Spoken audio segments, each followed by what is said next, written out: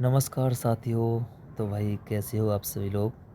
और स्वागत है आपका हमारी इस क्लास में।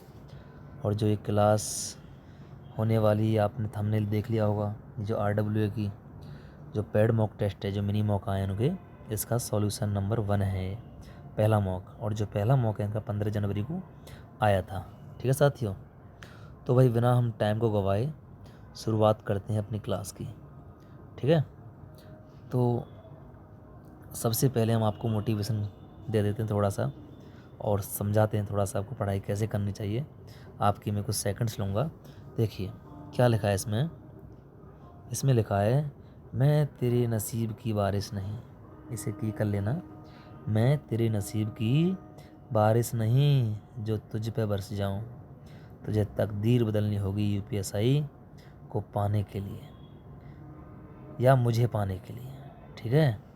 या आप UPSI की तैयारी कर रहे हो, या यूपी कांस्टेबल की तैयारी कर रहे हो, किसी की एग्ज़ाम की तैयारी कर रहे हो, भाई वो बारिश नहीं जो बरस जाएगी। आपको मेहनत करनी पड़ेगी। आपको उस लायक अपने आप को बनाना पड़ेगा। और वो चीज़ें संयम से आती हैं। कहते हैं ना, जल्दबाजी का काम जो होता है शैतान का होता है। आप जिस भी टॉपिक को पढ़ो, संयम से पढ़ो। इस वीडियो को देख रहे हो, पूरे मनोयोग के साथ इस वीडियो को देखो, और एक एक एक बात को बड़े ध्यान से सुनो। आपको मेरा वादा है कुछ ना कुछ सीख के ही जाओगे। ठीक है साथियों। तो भाई चलो हम शुरू करते हैं प्रश्न नंबर 1 से। ये प्रश्न नंबर 1 है, और इसमें क्या बोला है हम देख लेते हैं। इसमें बोला गया है, राष्ट्रीय अनुसूचित जाति। कौन सी? राष्ट्रीय अनुसूचित जाति आयोग किसको वार्षिक रिपोर्ट प्रस्तुत करता है? बताइए किसको करता है रिपोर्ट। आपको एक मैं ट्रिक बताता हूँ छोटी सी। कभी राष्ट्रपति जी जो हमारे होते हैं, वो जिस भी आयोग के अध्यक्ष की नियुक्ति करते हैं, वो अध्यक्ष या वो आयोग अपनी जो रिपोर्ट है वो कौन को सौंपेंगे? वो राष्ट्रपति जी को ही सौंपेंगे। ठीक, किसको सौंपेंगे? वो अपनी रिपोर्ट राष्ट्रपति जी को ही सौंपेंगे। तो जो इस प्रश्न का आंसर है वो क्या हो जाएगा? वो राष्ट्रपति हो जाएगा। और जो ये प्रश्न में दे रखा है हमारा कौन सा आयोग? राष्ट्रीय अनुसूचित जाति आयोग। जो इसकी जो स्थापना है, या इसका जो इसके बारे में दे रखा है, वो दे रखा है आर्टिकल 338 में। और ये कैसा निकाय है? ये एक संवैधानिक निकाय है। ठीक है। और इसे बताते हूँ, जो इस आयोग का गठन है वो 89 जो संविधान संशोधन हुआ था 89वां 2003 के तहत इस आयोग का गठन किया गया।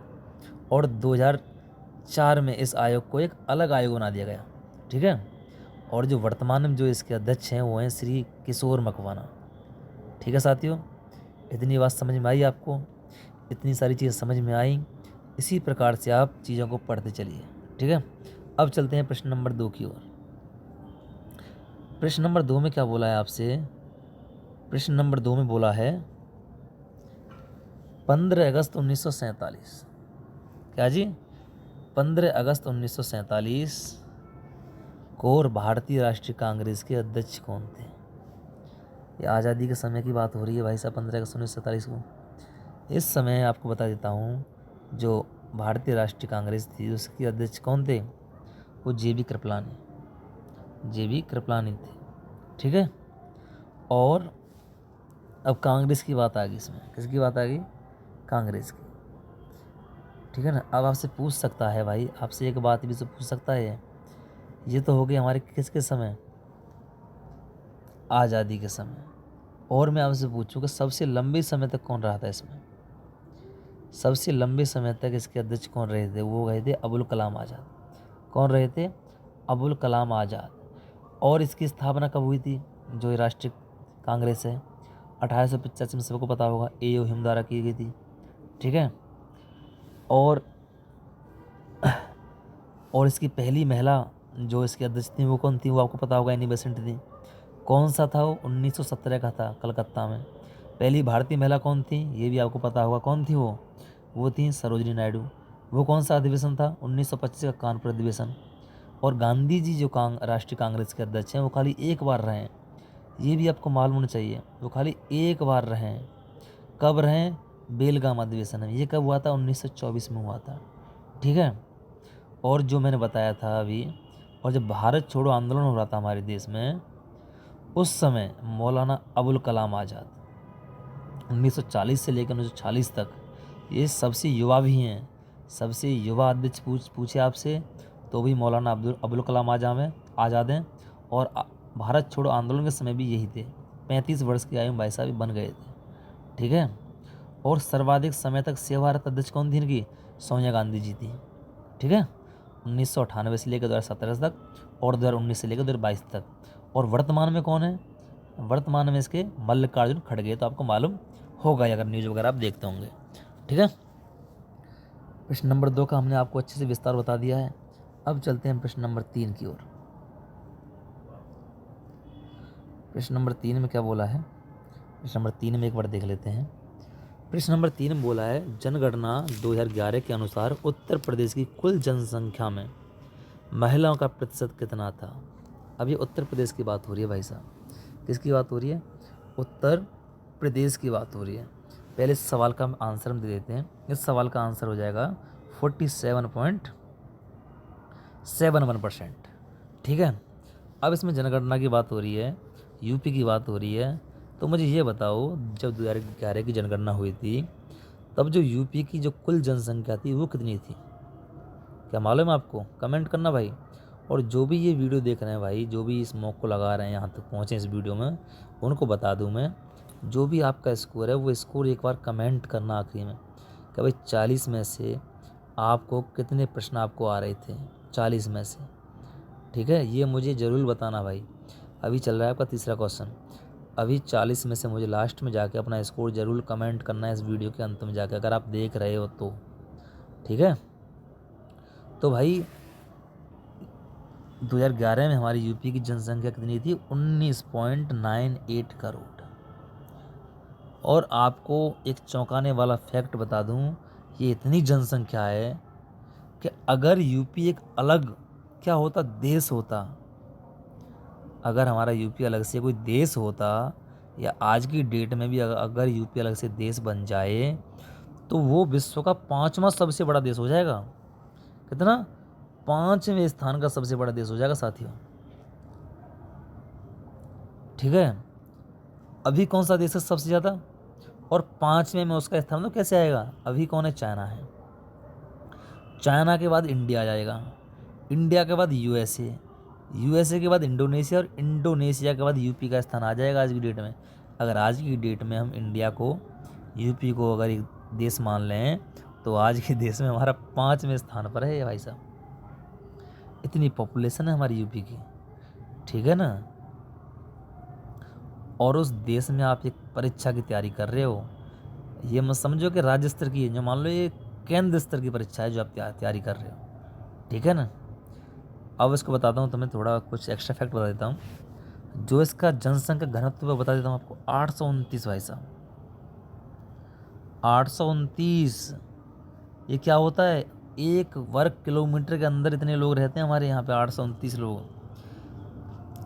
आपको एक चीज़ और चौंकाने वाली बात मिलेगी, जो हमारे देश का है जो घनत्व, वो कितना है?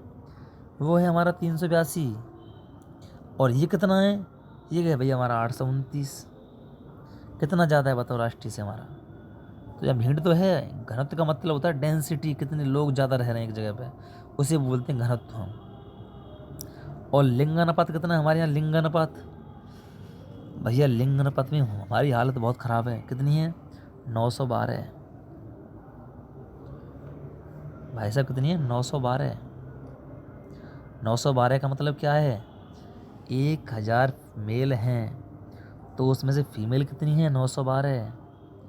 जो बाकी की जो 88 लौंडे हैं ना, वो ऐसी गलियों में चक्कर काटेंगे, ध्यान रखना इस बात का। ये आपने जो कम कर रखा है यहाँ पे लिंगानुपात, कहाँ से लाओगे इतनी लड़कियाँ? 88 लड़कियाँ कहाँ से लाओगे इन लड़कों के लिए? ठीक है।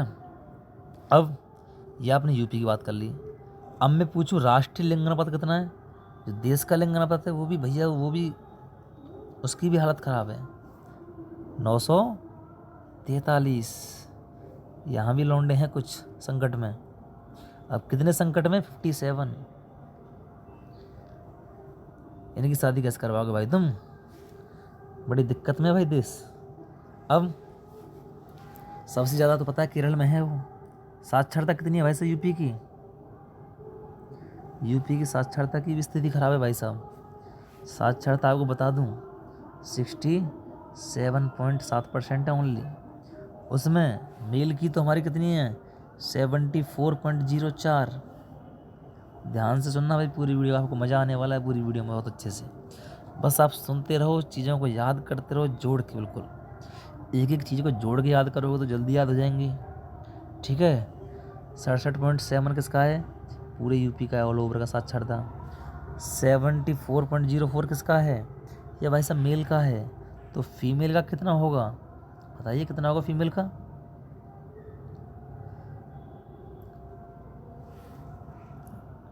बताओ। एक फिर से बताता हूँ आपको विस्तार से चीज़ें। जो यूपी का है, जो हमारी साक्षरता है वो कितनी है 67.7 यूपी की हो गई है। पूरे देश की कितनी है 74.04। अब इसमें यूपी में से इसमें से निकालते हैं, ये हमारे देश की है, ठीक है ना, कहाँ की? देश की हमारी। इसमें से मेल की कितनी है हमारी यूपी में 77.3% और फीमेल की 57.2%। ठीक है। अब हम चलते हैं आगे प्रश्नों की ओर, क्योंकि भाई ज़्यादा डिटेल से पढ़ाएंगे तो बहुत टाइम हमारा वीडियो में लग जाएगा, क्योंकि 3 प्रश्न हुए हैं और 11 साढ़े 11 मिनट हमारी हो चुकी हैं।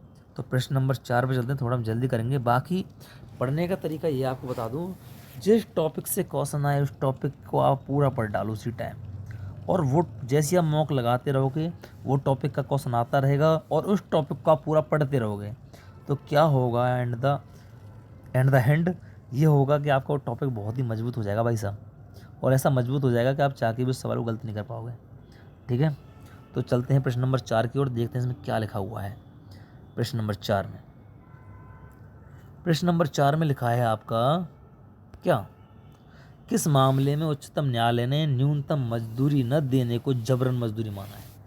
अगर कोई न्यूनतम मजदूरी आदमी नहीं दे रहा, हमसे काम करवा रहा और न्यूनतम मजदूरी नहीं दे रहा, तो उससे हम क्या मानेंगे? जबरन मजदूरी हमसे करवा रहा है भाई सर, ज़बरदस्ती हम पे काम करवा रहा है। और ये किस केस में माना है उच्चतम न्यायालय ने? आप इसे ऑप्शन से कर दे, इसमें क्रांतिकारी का तो कोई संबंध नहीं है, और भी एक आध ऑप्शन होता है ऐसा, तो वो ऑप्शन हमारा हट जाता है इससे। अब इसमें बात किसकी हो रही है? लोगों की बात हो रही है भैया, लोगों की। और लोगों की बात कौन से ऑप्शन में हो रही है? Peoples union for democratic rights बनाम भारत संघ। ठीक है, ये वाला केस है। वैसे आपको केस तो आपको पूरे याद होने चाहिए भाई, ऐसे ट्रिक वगैरह बनाने से कोई फ़ायदा नहीं है। आपको पूरा केस की एक एक केस आपको याद होना चाहिए। 1982 का एक केस है भाई साहब। ठीक है। और ये किस आर्टिकल को लेके था? ये आर्टिकल 23 के आधार पर था ये, जिसमें बलात् श्रम की बात करी गई है और काम की बात करी गई है, और बंधुआ मजदूर की जो बात करी गई है वो इसी में करी गई है। ठीक है ना, आर्टिकल 23 में मानव दुर्व्यवहार और जबरन मजदूरी, ठीक है, इसमें करी गई बात, इसके आधार पर था ये केस। तो इस बात का आप ध्यान रखना। अब चलते हैं प्रश्न नंबर 5 की ओर। प्रश्न नंबर 5 में आपसे क्या बोला है साथियों? प्रश्न नंबर 5 में आपसे बोला है national security act 1980, national security act 1980 के किस सेक्शन के तहत ये नियम है कि हिरासत में लिए गए व्यक्ति को बिना सहमति के एक राज्य से दूसरे राज्य में ट्रांसफ़र नहीं किया जा सकता। अगर कोई व्यक्ति हिरासत में ले लिया है तो उसकी बिना सहमति के उसे भैया एक राज्य से दूसरे राज्य में स्थानांतरण नहीं किया जा सकता। बताओ कौन सी धारा होगी? और ये भाई साहब एक्ट बहुत इम्पोर्टेंट है, क्योंकि बड़ी चर्चा में रहा है एनएसए भैया, बहुत चर्चा में रहा है। इसके पीछे की कहानी बहुत गंभीर रही है भैया, ये किसी को भी उठा लेते हैं बस खाली संदेह के आधार पर। ये जो एक्ट है ये क्या है? ये एक्ट ऐसा एक्ट है कि हम किसी भी व्यक्ति को, राज्य सरकार या केंद्र सरकार वो किसी व्यक्ति को संदेह के आधार पर गिरफ्तार कर सकती है। ठीक है ना, संदेह के आधार, मात्र संदेह के आधार पर, न कोई दलील न कोई अपील, सीधा रेग, बस अब क्या बोलूँ, बस वही है, समझ जाओ आप, वही वाला हिसाब है। तो भाई इसकी जो धारा दे रखी है इसमें, इसकी धारा 5 दे रखी है। कौन सी दे रखी है? धारा 5 में ये चीज़ें आपको दे रखी हैं विस्तार से, कि भाई आप बिना सहमति से ट्रांसफ़र उसका नहीं कर सकते दूसरे राज्य में। ठीक है, बात कुछ समझ में आई, नहीं आई समझ में। और इसमें क्या है, 12 महीने तक हम उसे हिरासत में रख सकते हैं, 12 महीने तक। ठीक है, क्या बताएं इसके, छोड़ो इसे। हम प्रश्न नंबर 6 की ओर चलते हैं, पढ़ लेना आप इसको। ठीक है,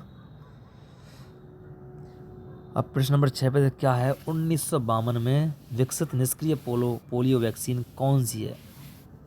अब वैक्सीन की बात आ गई भैया, इसमें किसकी बात आ गई, वैक्सीन की इसमें बात आ चुकी है। पोलियो की निष्क्रिय पोलियो वैक्सीन कौन सी है, बताइए साहब, कौन सी थी वो होती वैसे साल्क वैक्सीन। कौन सी है, साल्क वैक्सीन। ठीक है, ये वाली वैक्सीन आपकी निष्क्रिय पोलियो वैक्सीन है। ठीक है, बात तुम्हारी समझ में आ गई होगी ये भी। तो हम चलते हैं आगे प्रश्न नंबर 7 की ओर। और जो इसमें वैक्सीन दे रखे हैं इनके बारे में चलो बता देता हूँ थोड़ा।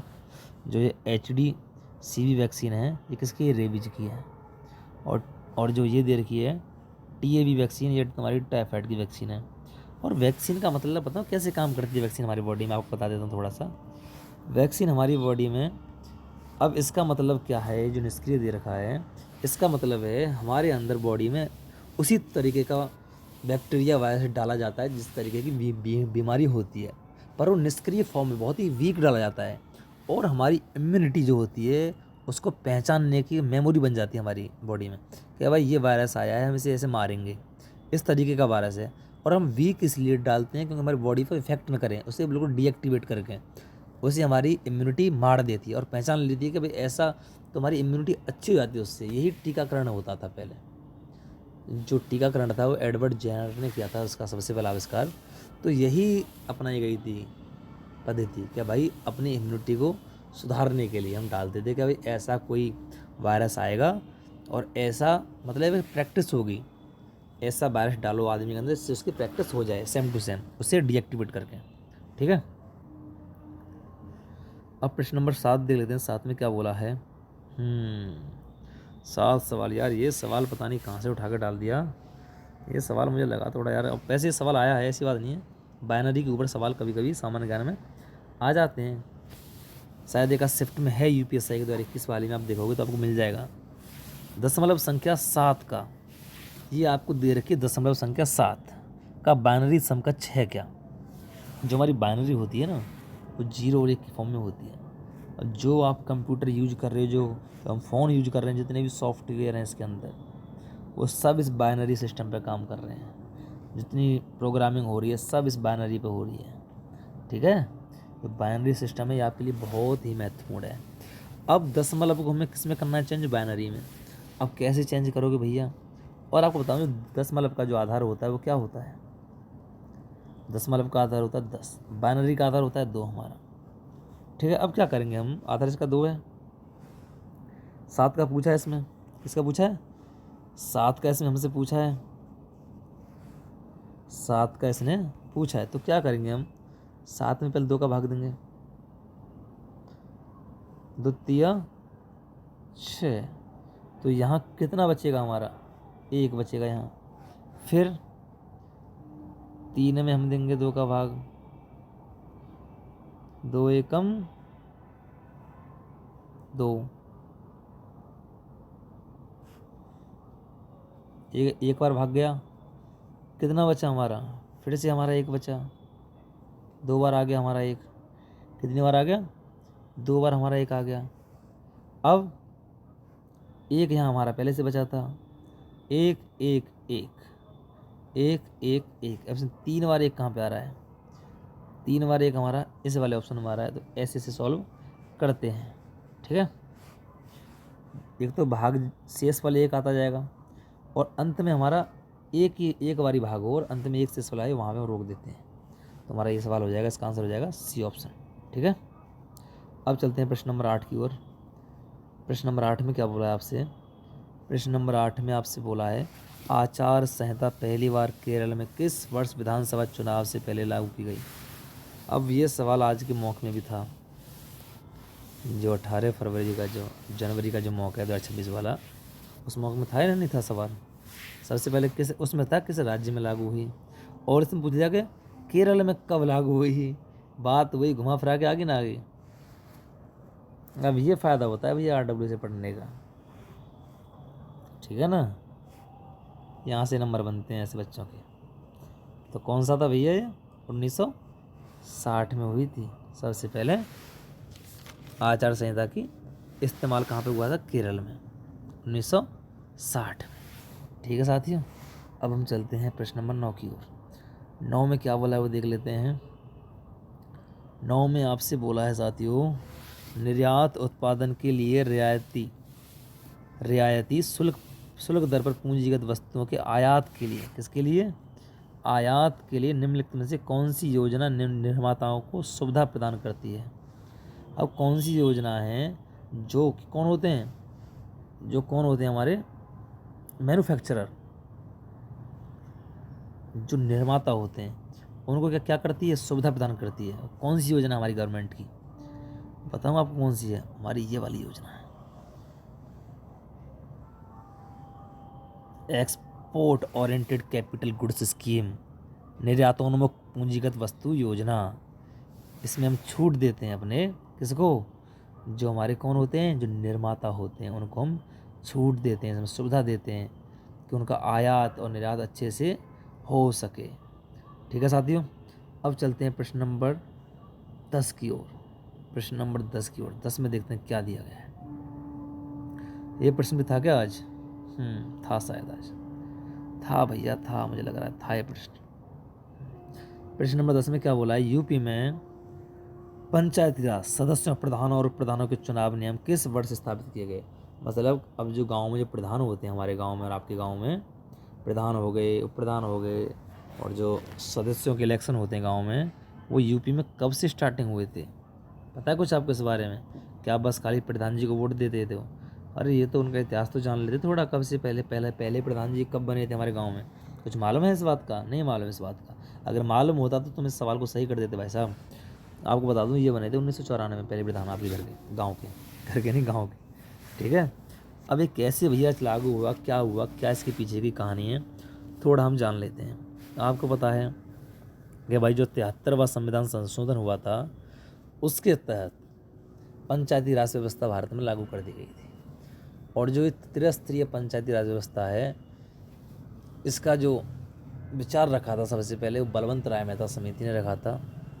ठीक है, ये आपको मालूम होना चाहिए यार, इतना तो है क्या नहीं। चलो आगे हम देखते हैं। आगे इसमें दे रखा है प्रश्न नंबर 11 में दे रखा है, भारतीय दंड संहिता के अनुसार IPC चोरी की संपत्ति को बेईमानी से प्राप्त या अपने पास रखने पर अधिकतम कितने समय का कारावास हो सकता है। कोई चोरी की संपत्ति अगर तुम उसे अपने पास रखोगे तो भाई कितने समय का कारावास हो सकता है आपको, पास रखने पर की बात हो रही है खाली। तो भैया आपको इसमें ऑप्शन दे रखा नहीं दे रखा, अरे यार इसमें ऑप्शन नहीं, कट गया ऑप्शन भाई। तो आपको बता दूं भैया, इसमें आपको भैया 3 साल तक की सज़ा इसमें हो सकती है। कितने साल तक की, 3 साल तक की सज़ा इसमें आपको, 3 साल तक आपको कारावास हो सकता है। और ये BNS में दे रखा है, BNS में दे रखा है भैया। अब ये IPS की कौन सी धारा में होगा, ये हमें हमें हमें अरे उल्टा बोल गया यार, ये IPC का दे रखा है। अगर अब ये BNS में भी सवाल आ सकता है। अब BNS की कौन सी धारा में होगा, तुम अपने पास की चोरी की संपत्ति को रखोगे, तो ये BNS की बता दूं आपको, धारा 317 के 2 में होगा। ठीक है, इस बात को आप ध्यान रखना साथियों। अब चलते हैं प्रश्न नंबर 12 की, और 12 में क्या बोला है आपसे, 12 में देख लेते हैं एक बार। 12 में बोला, निम्नलिखित में से कौन सा जलप्रपात वेनेजुएला में स्थित है। वेनेजुएला में स्थित है, सबको पता होगा भैया, तो एंजल है, एंजल फॉल्स। ठीक है, पता है नहीं पता है? और बता दूं, ये विश्व का क्या है, सबसे ऊंचा है। क्या है, विश्व का सबसे ऊंचा जलप्रपात है। ठीक है ना, कौन सा, एंजल प्रपात। बड़े ध्यान से याद रखना इन चीज़ों को। ठीक है साथियों, अब चलते हैं प्रश्न नंबर 13 पे। 13 में क्या बोला गया भैया साथियों, 13 में बड़ा इजी सवाल है, बहुत, जिसने नहीं पढ़ा उसके लिए हार्ड है, उसने पढ़ा उसके लिए ईजी है। सामान्य ज्ञान का तो एक ही फंड है भैया, जिस पे आता है उसके लिए है वो 0, और जिस पर नहीं आता वही सवाल उसके लिए बन जाता है हीरो। ठीक है। और भाई मैथ, रीजनिंग और हिंदी तो ऑलमोस्ट सभी बच्चे करके आने वाले हैं। जो अंतर जो गिरेगी ना, वो गिरेगी आपके में क्या, सामान्य ज्ञान। और जो ये मॉक है सामान्य ज्ञान का, ये आपकी तैयारी में 4 चांद लगा देगा साथियों, मैं वादा कर रहा हूँ। ये भाई साहब जो मॉक है, ये RWA का पेड मॉक है, प्रीवियस ईयर के आधार पर, बिल्कुल प्रीमियम, जैसे प्रीमियम क्वालिटी बोलते हैं। ठीक है ना। तो भाई इस सवाल को देख लेते हैं। भारत की 94वीं रामसर साइट कौन सी है, बताइए। रामसर साइट कौन सी है साहब, जल्दी बता दीजिए मेरे साथियों, जल्दी जल्दी जल्दी। अरे भैया 94 बनी है गोगा झील, गोगाबील झील। कौन सी, गोगाबील झील। ये कहाँ पे, बिहार में। अब भारत में कितनी हो गई हैं, 96 हो गई हैं। कैसे हो गई 96, क्योंकि झारखंड को और किसको, उड़ीसा को शायद, अपनी उड़ीसा नहीं, झारखंड और कोई एक जगह और है, बंगाल, बंगाल नहीं यार, दिमाग से उतर रहा है मेरा। उनको भी उनकी भी अभी रामसर साइड मिली है उनको एक एक। तो हमारे भारत में कुल कितनी हो गई हैं, 96 हो गई हैं। 96 रामसर साइड हो गई हैं। और विश्व में सबसे ज़्यादा मैं पूछूँ, मैं रामसर साइट किस देश में है, तो ब्रिटेन में है। उसके बाद मैक्सिको में है। तीसरे नंबर पे इंडिया में है। अब मैं इंडिया में पूछूँ कि इंडिया में सबसे ज़्यादा रामसर साइट कहाँ पे है, आराम से बता दोगे, तमिलनाडु में है। ठीक है। सेकंड नंबर पे यूपी आता है। यूपी में कितनी है, हमारे 10 हैं। ठीक है, यूपी में कितनी है, 10 है। ध्यान रखना इस बात का भाइयों, अच्छे से ध्यान रखना, अच्छे से। चलते हैं प्रश्न नंबर 14 पर। अब 14 में क्या बोला एक बार देख लेते हैं हम। 14 में आपसे बोला है, किस विवाद में भारत के सर्वोच्च न्यायालय का मूल और अनन्य क्षेत्राधिकार है। मतलब ऐसा कौन सा ऐसा विवाद है जिसमें भैया उसका क्या है, मूल और अनन्य। अब इसमें किसकी बात हो रही है, इसमें भैया विवाद की बात हो रही है, विवाद की, किसकी, विवाद की। अब मौलिक अधिकारों का उल्लंघन होता है तो कोई उसमें कोई विवाद थोड़ी होता है, वो तो हनन होता है सीधा। और उसका उपचार कौन करता है, हमारा ये करता है भैया, आर्टिकल 32 करता है। हम कहीं भी जा सकते हैं, आर्टिकल 32 के तहत हम जा सकते हैं सुप्रीम कोर्ट, और 226 के तहत जा सकते हैं हाई कोर्ट। ये तो संबंधित है ही नहीं। क्या ये है क्या, संसद सदस्यों के निर्वाचन में, नहीं, अनन्य पूछा है उसने। अनन्य का मतलब क्या होता है भैया, ऑप्शन है क्या इसमें अनन्य वाला, नहीं यार, ऑप्शन तो इसमें है ही नहीं यार भाई। इसमें आपको बता दूं, इसमें जो मूल क्षेत्राधिकार है इसका, वो क्या है, जब हम दो राज्यों के बीच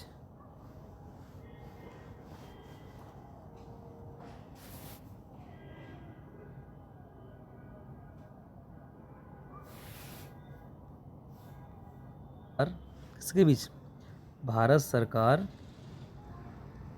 और अन्य राज्य कोई हों, उनके बीच जो विवाद होता है ना, भारत सरकार और राज्यों के बीच जो विवाद होता है, उसको सुलझाने का अनन्य अधिकार किसके पास है, सर्वोच्च न्यायालय के पास है। जो आदेश दे देगा वो उसको मानना पड़ेगा। ठीक है। अब बात आ गई किसकी, सर्वोच्च न्यायालय की। इसके बारे में भाई आपको जानना बहुत ज़रूरी है। सर्वोच्च न्यायालय के बारे में आपको बता दूं, सर्वोच्च न्यायालय की जो क्या है, क्या है सर्वोच्च न्यायालय की जो स्थापना है कब हुई थी, बताओ। उद्घाटन कब हुआ था भारत में, 28 जनवरी 1950 को हुआ था। आर्टिकल कौन से में है, आर्टिकल 124 में है। किसमें, आर्टिकल 124 में। और जो ये अनन्य क्षेत्राधिकार की बात हो रही है, ये कौन से आर्टिकल में आता है, ये भी आपका आर्टिकल 131 में आता है, जो क्या आता है, अनन्य क्षेत्राधिकार। और अगर राष्ट्रपति को अगर कोई सलाह लेनी हो इससे, सर्वोच्च न्यायालय से, तो उसका कौन सा आर्टिकल है, उसका भी आर्टिकल है भाइयों, उसका आर्टिकल है 143। और ये आज के मौके में आया था, जो RWA का वीकली मॉक है सवाल में। तो भाई इसी तरीके से आपके सवाल अच्छे होते हैं, इसी तरीके से आपके सामान्य ज्ञान में पकड़ बनती है, जब आप डिटेल में जाके पढ़ते हो, चीज़ों को गहराई से जाके पढ़ते हो। ठीक है ना। इसके बहुत सारे आर्टिकल हैं, उनको आप देख लेना एक बार। ठीक है। अब एक आता है इसमें अपीलीय, जो अपीलीय न्यायालय के रूप में हम क्या है, हमारा सुप्रीम कोर्ट है, वो कौन सी माता है, 132 में। और एक बोलते हैं अभिलेख न्यायालय, अभिलेख न्यायालय के रूप में क्या है, 129। ठीक है। ठीक है। और एक आता है कि भाई जो सुप्रीम कोर्ट का आदेश होगा वो एक कानून के रूप में हमारा काम करेगा, वो सभी कोर्टों को मानना पड़ेगा। अगर कोई सुप्रीम कोर्ट ने कोई एक आदेश दे दिया तो वो कानून की तरह काम करता है। तो ये कौन से में, ये आर्टिकल 141 में। ये सब चीज़ें आपको याद होनी चाहिए टिप्स पे, ठीक है ना। अब प्रश्न नंबर 15 देख लेते हैं। 15 में क्या बोला है, और थोड़ा हम स्पीड से करते हैं क्योंकि हमारे पास टाइम ज़्यादा है नहीं, और भाई सवाल हमारे पास अभी बचे हुए हैं बहुत सारे, ठीक है। तो हम थोड़ा स्पीड से करेंगे, ठीक है। बाकी इसकी PDF है मैं डाल दूंगा, इसमें लिंक दे दूंगा डिस्क्रिप्शन बॉक्स में, आपको एक कमेंट पिन कर दूंगा टेलीग्राम का, वहाँ आपको PDF भी मिल जाएगी, आप ज्वाइन कर लेना टेलीग्राम चैनल, ठीक है साथियों। तो देखो भाई ये दे रखा है प्रश्न जी सा, विश्व की सबसे लंबी तट रेखा वाला देश कौन सा है। तब कर दे लगा दोगे, कौन सा है, कनाडा है। कौन सा है, कनाडा देश है, ठीक है। विश्व की सबसे लंबी तट रेखा वाला ये देश है। आगे चलते हैं प्रश्न नंबर 16 पे। प्रश्न नंबर 16 में क्या बोला है आपसे, 16 में बोला है बाल गंगाधर तिलक द्वारा संपादित मराठी अरे यार ये भी शायद आया हुआ क्वेश्चन है भाई। बाल गंगाधर तिलक द्वारा संपादित मराठी समाचार पत्र कौन सी भाषा में था, कौन सी भाषा में था वो, कौन सा पत्र था यार, ये पूछा है। केसरी था, वो केसरी था और मराठी भाषा में था, ये आपको याद होना चाहिए हर हाल में, इजी है। प्रश्न नंबर 17 पे चलते हैं, थोड़ा स्पीड से हम खींचने की कोशिश करते हैं सवालों को। संयुक्त अरब अमीरात की राजधानी क्या है, ये आपको पता है अबू धाबी है। क्या है, अबू धाबी है। इजी सवाल है, आराम से हो जाएगा, कोई दिक्कत नहीं। चलते हैं आगे। अंतर्राष्ट्रीय सौर गठबंधन का मुख्यालय कहाँ पे, प्रश्न नंबर 18 की बात हो रही है। अंतर्राष्ट्रीय सौर गठबंधन का मुख्यालय कहाँ है, ये आपको पता है गुरुग्राम में। कहाँ पे है, गुरुग्राम में। और जो अंतर्राष्ट्रीय सौर गठबंधन है कैसे बनाता है, फ्रांस और इंडिया के उससे सहयोग से, दोनों के सहयोग से बना है, भारत में इसका मुख्यालय है, ठीक है साथियों। अब चलते हैं प्रश्न नंबर 19 की, और 19 में क्या बोला गया है। 19 में आपसे बोला है भारतीय संविधान की प्रस्तावना में न्याय की अवधारणा किस क्रांति से ली गई है। न्याय की अवधारणा बताओ कहाँ से ली गई है साहब, बताइए बताइए भाई। क्या रूसी क्रांति से ली गई है, मुझे तो रूसी लग रहा है भाई, बाकी आप कमेंट करना कुछ अलग हो तो, ठीक है। मुझे तो भैया ये लग रहा है रूसी, ठीक है, न्याय की अवधारणा। बाकी आप मुझे बताना भाइयों। अब इसे देख लेते हैं। आयकर अधिनियम 1961 को किस अध्याय के तहत छूट और राहत। अब इसमें छूट की बात आएगी, छूट की बात तो आपको याद होनी चाहिए भैया, कौन से अध्याय में दे रखी छूट हो हमें। आयकर अधिनियम के किस अध्याय के तहत छूट और राहत की प्रदान की जाती है, वो है हमारा कौन सा, 5, 6, 7, 8, कौन सा है, 8वां अध्याय, ठीक है। ये आपको बड़ी अच्छे से याद होना चाहिए। चलिए आगे चल लेते हैं प्रश्न नंबर 21 को। 21 में क्या बोला है, सरतजीवी लोटिक पारिस्थितिक तंत्र का उदाहरण कौन सा है। लोटिक, एक होता लेंटिक, एक होता लोटिक। लोटिक माने बहता हुआ, बहता हुआ। अब कौन बहता है इसमें, झील बहती है क्या, तालाब बहता है, घास का मैदान बहता है क्या, इसमें रिवर हो जाएगा इसका, ऑप्शन के अकॉर्डिंग रिवर हो जाएगा, क्या हो जाएगा, रिवर हो जाएगा। और जो लैंटिक तंत्र होता है वो होता है स्थिर हमारा, वो तालाब हो जाएगा लैंटिक में, ठीक है। चलो प्रश्न नंबर 22 को चलते हैं। 22 में क्या बोला है आपसे, लोकसभा की बैठक के लिए गण पूर्ति कितनी है। भाई ये सवाल शायद आज भी किसी आज के मौके में था यार, कंफ्यूज हो रहा हूँ मैं यार, होगा आज के मौके में यार सवाल है, था शायद।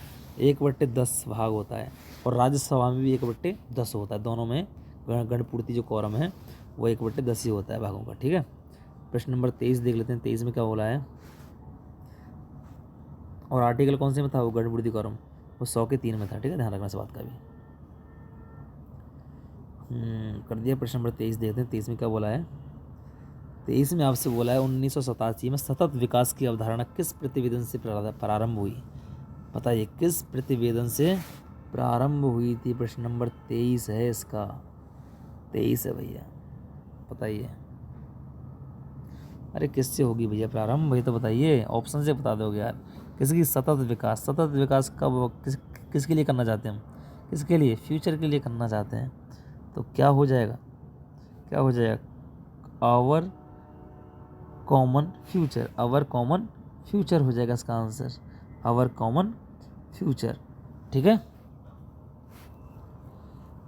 प्रश्न नंबर 24 देख लेते हैं। 24 में क्या बोला गया है, संविधान का कौन सा अनुच्छेद केंद्र सरकार पर यह सुनिश्चित करने का कर्तव्य डालता है कि राज्य सरकारें संविधान के अनुसार काम करें।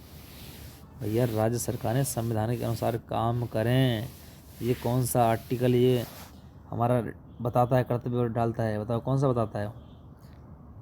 वो आर्टिकल है साहब 355। कौन सा है? 355 वाला आर्टिकल है, जिसे हम संघीय दायित्व भी बोलते हैं। ठीक है। प्रश्न नंबर 25 देख लेते हैं। 25 में क्या बोला है? 25 में बोला गया है वन्य जीव संरक्षण अधिनियम 1972 के तहत राष्ट्रीय वन्य जीव बोर्ड के अध्यक्ष कौन होते हैं? राष्ट्रीय वन्य जीव अध्यक्ष कौन होते हैं? भैया प्रधानमंत्री होते हैं। कौन होते हैं? हमारे प्रधानमंत्री जी होते हैं। ठीक है, इस बात का भी आप ध्यान रखना। ठीक है साथियों।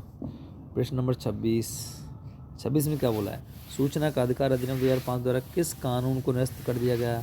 मतलब इससे पहले भी एक कानून था, वो हमारा कौन सा कानून था जिससे निरस्त कर दिया गया और सूचना का अधिकार उसकी स्थान ले लिया था सूचना का अधिकार ने? वो था हमारा कौन सा? ये वाला ऑप्शन नंबर सी, सूचना की स्वतंत्रता अधिनियम 2002। सूचना की स्वतंत्रता अधिनियम 2002 वाला ये अधिनियम था। इसके स्थान पर हमारा RTI एक्ट 2005 आया था। ठीक है साथियों। अब आप इन प्रश्नों को देख के अंदाज़ा लगा सकते हो कि आपका पेपर कैसा आ सकता है। ठीक है ना। और इन प्रश्नों की आप अच्छे से गहराई पढ़ी। जो मैं आपको टॉपिक करा रहा हूँ, जो प्रश्न में जो आपको टॉपिक दिख रहा है, उसका किसी की गूगल की हेल्प लो, किताबों की हेल्प लो, उस टॉपिक को पूरा पढ़ो। उसके बाद ऐसा होगा जब आप आगे मॉक लगाओगे तो आपको बहुत ज़्यादा आसानी हो जाएगी उससे। ठीक है ना।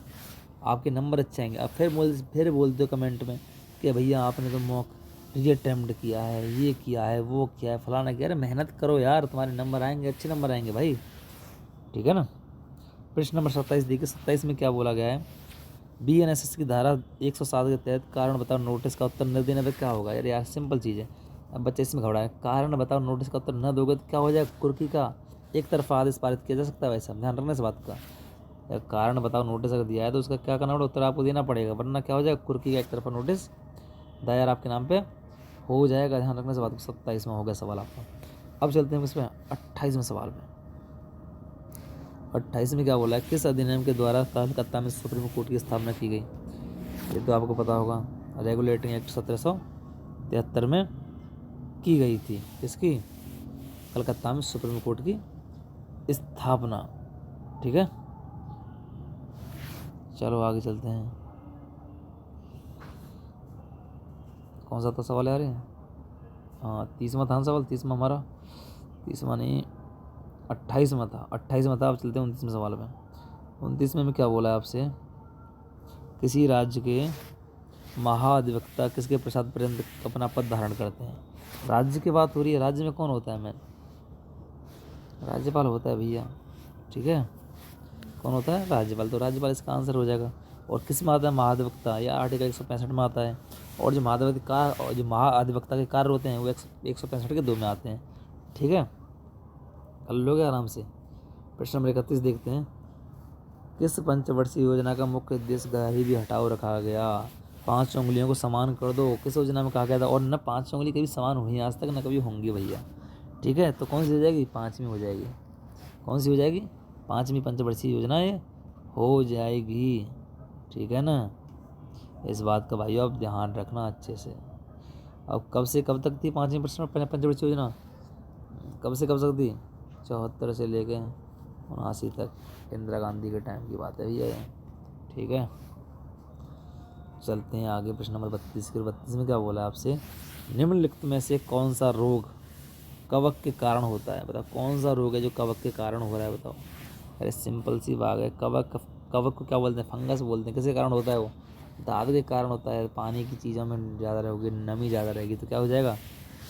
तुम्हें हो जाएगी दिक्कतें, हो जाएंगी। बहुत सारी दिक्कतें पैदा आपकी बॉडी में हो सकती हैं। साथ ही इस बात का आप ध्यान रखोगे। अगर साफ़ सफाई नहीं करोगे तो आपकी बॉडी में दिक्कतें हो जाएंगी। अब जो ये ऑप्शन दे रखे हैं इनको भी थोड़ा ये बुरा मान जाएंगे। इनके बारे में बता दें थोड़ा सा। कोविड-19 किससे होता है? वायरस से होता है। आपको पता है किससे होता है? ये वायरस से होता है। तपेदिक किससे होता है? ये बैक्टीरिया से, हैजावी बैक्टीरिया से होता है। चलो ये बात हमारी समझ में आ गई होगी। प्रश्न नंबर 33 पे चलते हैं। 33 में क्या बोला है? प्रश्न नंबर 33 में बोला है भारतीय संविधान का कौन सा अनुच्छेद उच्च न्यायालय के अधीक्षण की शक्ति देता है? उच्च न्यायालय को अधीक्षण की मतलब कंट्रोल की, जो नीचे के न्यायालय होते हैं उन पर पूरा कंट्रोल होता है उसका। तो कौन होता है? कौन सा आर्टिकल है बताओ? अरे भैया आर्टिकल 231 है। कौन सा है? आर्टिकल 231। आर्टिकल 231। क्या 231 ही है? बताओ। अरे भैया ये 231 किसकी देता है? संयुक्त न्यायालय की। किसकी? संयुक्त न्यायालय की। तो दो राज्यों का भी एक न्यायालय हो सकता है। बहुत से भाई ने हाँ मान लिया होगा, अरे यार कन्फ्यूजन, और उनको याद भी होगा तो भी सोच रहे होंगे अरे यार यही है शायद। नहीं है ये भाई, आंसर का डी है, 227 है। क्या है? 227 है इसका आंसर। ठीक है, क्या है? 227। ठीक है, ध्यान रखना है इस बात का। 227 आंसर है इस सवाल का। अब हम चलते हैं किस पे? प्रश्न नंबर 34 पे। 34 में क्या बोला है? राष्ट्रीय आपातकाल में कौन सा अनुच्छेद स्वतः ही निलंबित हो जाता है? अरे स्वतः ही निलंबित कौन सा होगा? 19 वाला। 19 वाला स्वतः ही निलंबित हो जाता है हमारा। और ये बात किस में बोली है? ये बात बोली है 358 में। किस में? 358 में बोली है। ठीक है, इसके तहत होता है ये, ध्यान रखना इस बात का। 35 में चलते हैं। 35 में क्या बोला है? करंट का क्वेश्चन आ गया भैया। कॉप 30। कॉप का मतलब क्या होता है? अरे ये वाला कॉप नहीं जो आप लगा के घूम रहे हो इंस्टाग्राम आईडी पे। कांस्टेबल ऑफ पुलिस नहीं, कॉन्फ्रेंस ऑफ पार्टीज। इसे क्या बोलते हैं? Conference of parties. अब इसका जो सम्मेलन कहाँ आयोजित किया गया? वो बेलेम ब्राज़ील में। कहाँ पे? बेलेम ब्राज़ील में। ठीक है, इस बात का ध्यान रखना भैया, जलवायु परिवर्तन के ऊपर होता है। प्रश्न नंबर 36 में क्या बोला है? उत्तर प्रदेश के किस कृषि जलवायु क्षेत्र में कृषि उत्पादकता अधिक है? अब कृषि उत्पादकता अधिक कहाँ पे होगी? कहाँ पे होगी? जहाँ गंगा यमुना का क्या होगा? दुआब होगा, जहाँ जलोढ़ मिट्टी अच्छी पाई जाएगी, उपजाऊ मिट्टी अधिक होगी। तो कहाँ पे होती है? वो पश्चिमी मैदान में होती है। कहाँ पे होती है? पश्चिमी मैदान में होती है। ठीक है, इसका आंसर क्या हो जाएगा? पश्चिमी मैदान हो जाएगा। यूपी का सवाल है कुछ। अब ये सवाल आ गया हमारा चैटिंग वाला भैया। वास्तविक समय में वीडियो चैटिंग के लिए इंटरनेट किस एप्लीकेशन का उपयोग करता है? अब ना तो ऑप्शन ये वाला इसका ठीक है, IBC ये भी नहीं है, ITC ये भी नहीं है, इसका क्या होगा? Internet relay chat, IRC। IRC पहले इसमें पता क्या होती थी? पहले इसमें चैट मैसेजिंग होती थी। और जब आजकल जो आप ऐपों में वीडियो कॉल कर रहे हैं वो इसी के आधार पर कर रहे हैं, इसी टेक्नोलॉजी के आधार पर आप कर पा रहे हैं, इसी एप्लीकेशन के उपयोग कर पा रहे हैं वीडियो चैटिंग। ठीक है ना, किसके ऊपर? इंटरनेट रिले चैट के ऊपर। अब प्रश्न नंबर 37 देख लेते हैं। 37 में क्या बोला है? अरे 37 में तो वही, हाँ ये वाला ऑप्शन है इसका, इंटरनेट रिले चैट, जिससे आप वीडियो कॉल कर पाते हो वास्तविक समय में, रियल टाइम में। ठीक है, प्रश्न नंबर 38 देख लेते हैं। 38 में क्या बोला है? मोटर वाहन संशोधन अधिनियम 2019 के तहत यातायात अधिकारियों के आदेशों की अवज्ञा पर जुर्माना क्या? अगर आप किसी यातायात अधिकारी का आदेश नहीं मानोगे तो क्या करनी पड़ेगी? आपको पत्ती दे के आनी पड़ेगी। क्या दे के आनी पड़ेगी? पत्ती। वो कितने की? 2000 के नोट की। 2000 के नोट तो खैर बंद हो गया, 2000 की आपको पत्ती दे के आनी पड़ेगी, उससे बात बन जाएगी। ठीक है, ये आपको जुर्माना देना पड़ेगा। प्रश्न नंबर 39 में क्या बोला है? किसने अनुशंसा की थी कि अधिकारों को न्याय और अन्याय में विभाजित किया जाए? अरे भैया कौन करेगा अनुशंसा? कौन करेगा? ये राय कौन ने दी है सबसे ज़्यादा? BN राव ने दी है राय। BN राव इसका आंसर हो जाएंगे। ये सलाहकार समिति के सदस्य थे, ध्यान रखना इस बात का। 39 हो गया। आखिरी सवाल आ गया आपका 40 भैया। 40 सवाल है, इसका आंसर आप दे सकते हो कमेंट में। है कोई मेरा महारथी? 39 के सब दे रखे हैं, सब पाठ। नीति निर्देशक तत्वों का है, किसका है? नीति निर्देशक तत्वों का है। अब क्या है? बच्चों को पोषण से बचाने का निर्देश। बच्चों को पोषण से बचाओ भैया। बच्चों को पोषण से बचाने के लिए क्या करना पड़ेगा? उसे फल खिलाने पड़ेंगे। क्या करना है? फल खिलाने पड़ेंगे। 39 का F हो जाएगा। क्या हो जाएगा? 39 का F। ऐसे आप ट्रिक बना के भी याद कर सकते हो। तो भाई अगर मेरी मेहनत थोड़ी लगा हो कि मैंने कुछ मेहनत करी है PDF बनाने में, स्क्रीनशॉट खींचे, फिर PDF बनाया है, फिर उसका आपको बताया है इतनी देर में, फिर वीडियो में डालूँगा, ट्रेनिंग भी कर रहा हूँ यहाँ पे, तो भाई क्या करना? वीडियो को लाइक कर देना, और जो आपके साथी हों जो लगता हो, क्या लगता हो कि इनका सिलेक्शन होना चाहिए मेरे साथियों का भी, उनके पास इस वीडियो को शेयर कर देना। वरना आप खुद तो पढ़ ही रहे हो, खुद आप पढ़ते रहो और अच्छे से मेहनत करते रहो, ठीक है। और आज के मॉक में एक मुहावरा आया था, मुहावरा के बोल सकते हैं, लोकोक्ति बोल सकते हैं। आज के मॉक में आई थी लोकोक्ति एक, RWA का मॉक हुआ था ना आज 18 जनवरी को, हिंदी के अंदर थी वो कि भैया बिना अपने मरे स्वर्ग नहीं मिलता, तुम्हें स्वर्ग पाने के लिए खुद मरना पड़ेगा, जब आप स्वर्ग देख पाओगे। तो भैया ऐसा नहीं है कि कोई दूसरा आपको बता दे कुछ उल्टा सीधा, दूसरा कहे कि ये क्लास देख लो और आपका बेड़ा पार।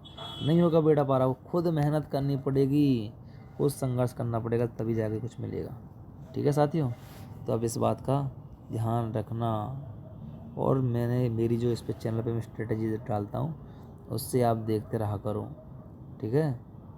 क्योंकि उसमें बताता हूँ भाई, कभी अपनी स्ट्रेटजी इतनी कॉम्प्लिकेटेड मत बनाओ। अरे यार 4 सब्जेक्ट हैं आपके पास, मैथ, रीजनिंग, हिंदी, सामान्य ज्ञान। पढ़ो बस अच्छे से, प्रैक्टिस करो, कहाँ कमियाँ हो रही हैं, जो कमी हो रही हैं उसके आधार पर पढ़ो ऊपर थ्योरी।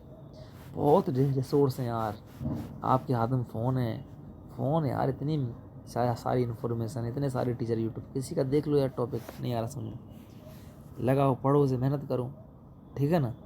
क्यों नहीं होगा पेपर पास भाई, ठीक है। तो भाई मिलते हैं, अब ये मॉक हो गया। अगर व्यूज आएंगे इस पर अच्छे खासे, अगर आप सपोर्ट करोगे, प्यार करोगे, तो भाई मैं और डालूँगा वीडियो, वरना नहीं करोगे प्यार तो भी मैं डालूँगा, क्या फ़र्क पड़ता है। मैं भी तो तैयारी कर रहा हूँ आपकी तरह, क्या फ़र्क पड़ रहा है मुझे भाई। कुछ देख लोगे तो फ़ायदा मिल जाएगा, वरना जाओ सर्च करो, ठीक है दोस्तों, धन्यवाद।